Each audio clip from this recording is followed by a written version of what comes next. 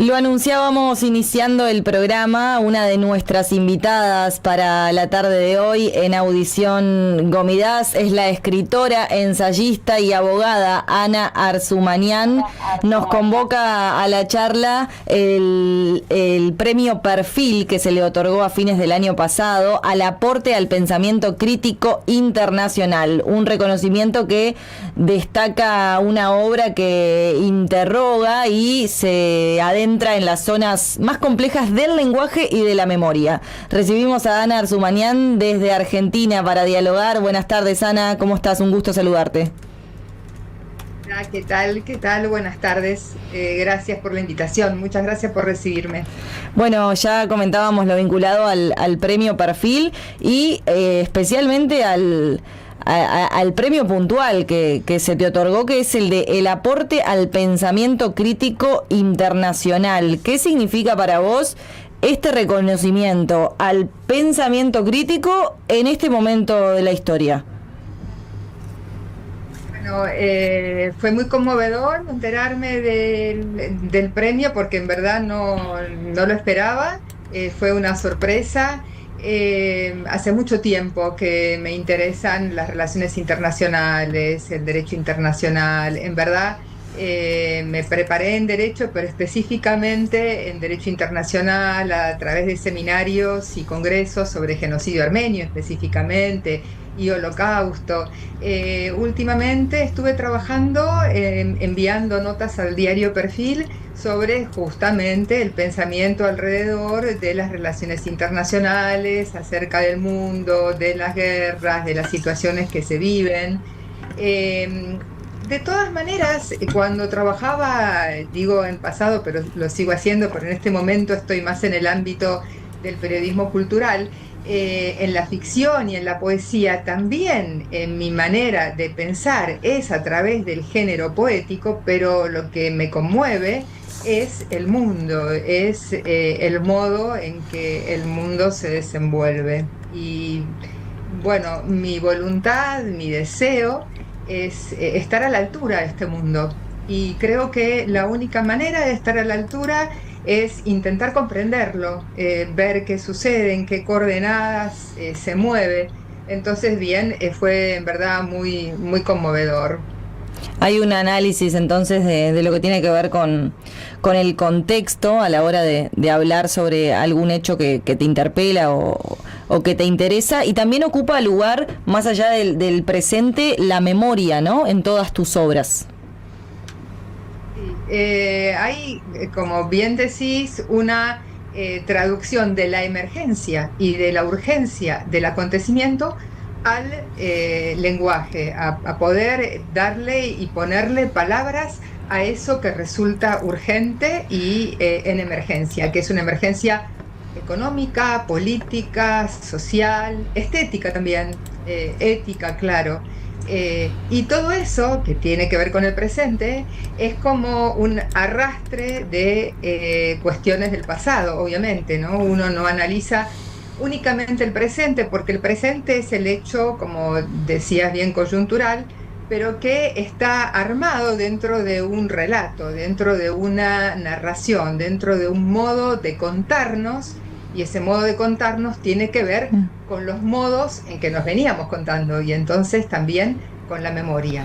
Cuando digo memoria es memoria de los hechos archivísticos, documentados, registrados, testimoniales, pero también, claro, el relato de esos hechos, cómo nos contamos aquello que nos sucedió. Y qué lugar nos corresponde como responsabilidad los escritores o los intelectuales para volver a contar o para seguir contando, de qué manera, con qué herramientas, bueno, cómo lo hacemos, cuidando al resto, cuidando a la sociedad, ¿no? Entonces creo que nos corresponde una gran responsabilidad. Y en tu caso puntual, tu identidad armenia, como la nuestra, ¿cómo atraviesa eso tu forma de pensar y de escribir? Completamente, completamente, porque desde el colegio secundario, desde el colegio primario, de un colegio armenio, el colegio secundario, después la universidad, todo giró alrededor de la causa armenia, de la reivindicación, de la justicia, de entender cómo y a quién pedir justicia, quién puede dar esa justicia cuando después uno descubre que el mundo no la da del todo o el mundo no está atento a otorgarla, entonces buscar elementos en uno para hacer justicia, diferenciar hacer justicia de ajusticiar, diferenciar hacer justicia de reivindicar vengativamente. Entonces, todo son como sutilezas que tienen que ver con nuestra historia, con la historia que contaban nuestros abuelos, con la emoción que sentimos, la tristeza que sentimos frente al desamparo de nuestros mayores. Entonces, ese cuidado que decía antes es un cuidado hacia el futuro para las generaciones siguientes, pero creo que también es cuidar a nuestros antepasados, ¿no? Darles un lugar, arroparlos con los elementos que tenemos, o por lo menos esa es mi posición.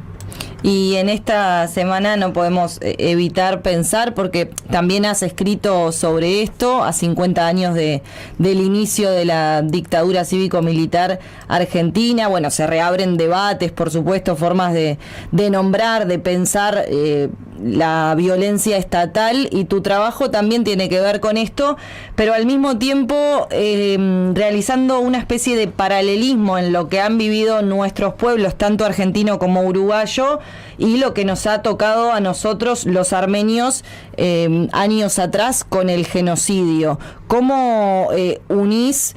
Quiero ser delicada con las palabras, pero ¿cómo podemos unir estos dos acontecimientos que nos atraviesan a nosotros por nuestra doble identidad?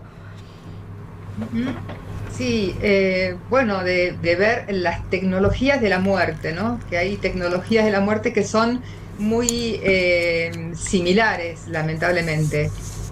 Por un lado, claro, el borramiento de una cultura, la desaparición de los cuerpos, la utilización de espacios, ¿no? La topografía de la desaparición, la podría llamar.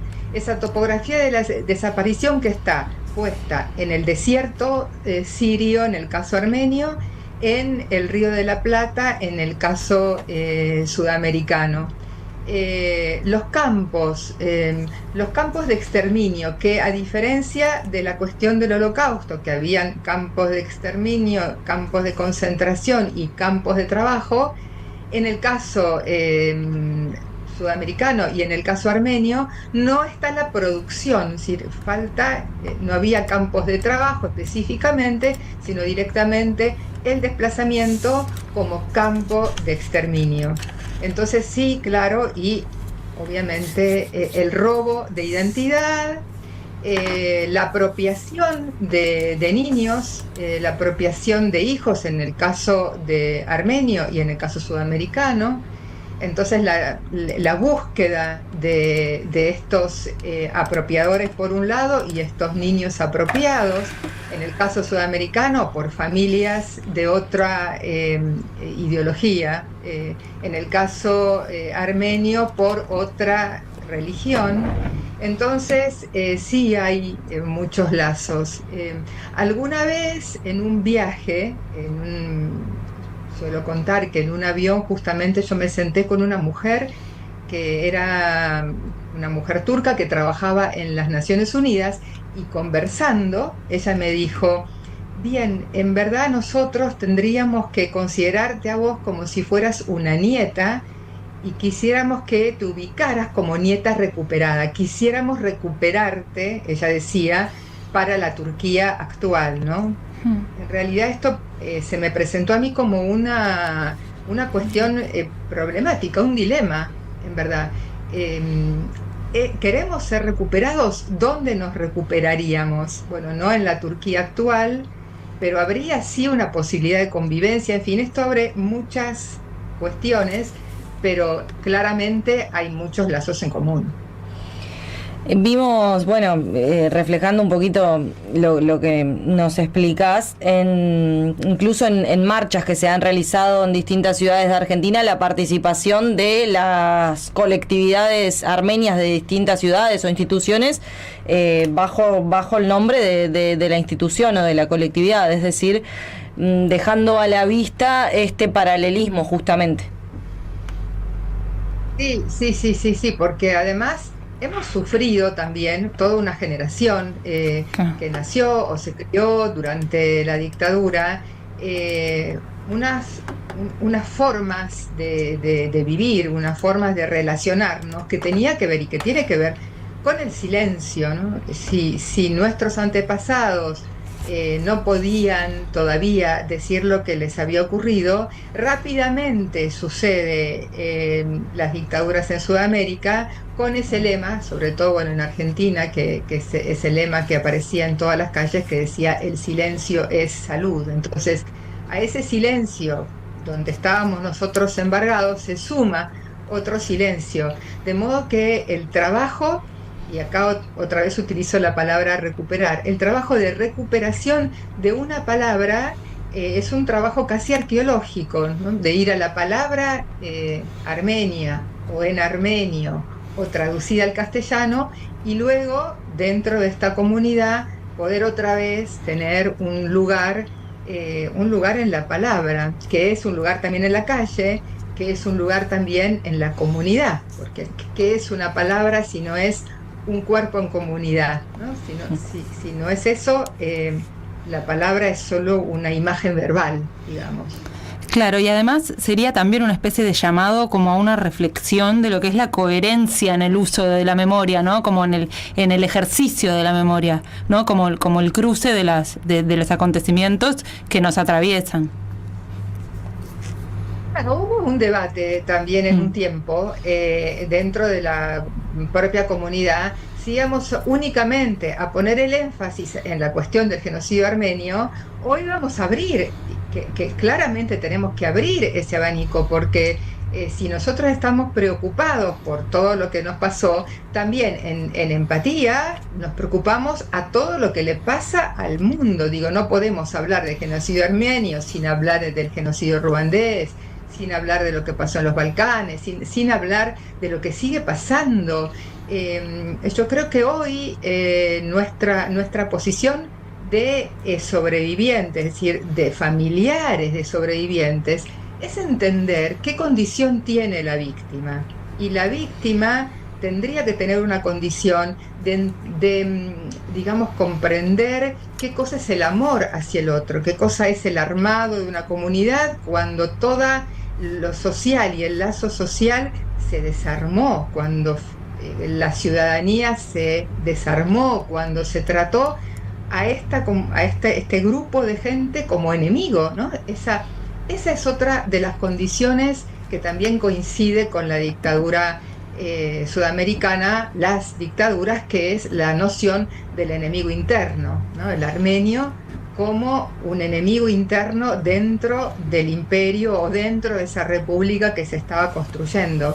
Entonces salir de ese lugar de enemigo, cómo es la construcción del enemigo, o sea, cómo se ha construido para el turco en relación al armenio como enemigo y cómo hemos nosotros construido al turco como enemigo. Es decir, volver a poner en la mesa todas estas cuestiones y, claro, entender las otras violencias que están sucediendo, porque si no, ¿qué sentido tendría si no estamos pensando qué pasa hoy? ¿Qué podemos agregar al mundo nosotros hoy con lo que está pasando, por ejemplo, en Medio Oriente?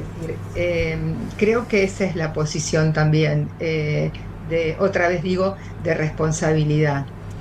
Las reflexiones junto a la escritora Ana Arzumanian. Muchas gracias por acompañarnos en esta oportunidad. Fue un placer escucharte. Que andes muy bien.